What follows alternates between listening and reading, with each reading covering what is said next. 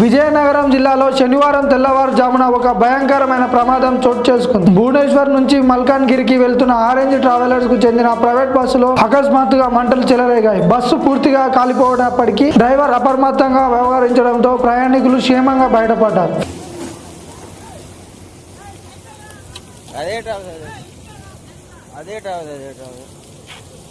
వచ్చాడా SCA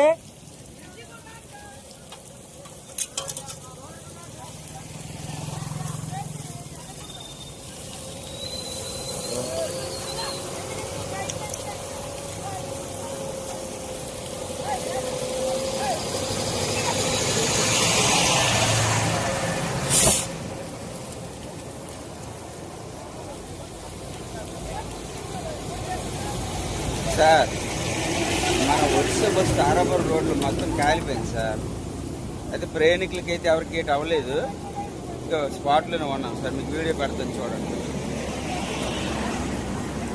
fire కూడా రాలేదు సార్. ఒకసారి కాల్ చేసాను సార్. అర్జెంట్ మొత్తం కాలిపోయింది బస్ అంతా.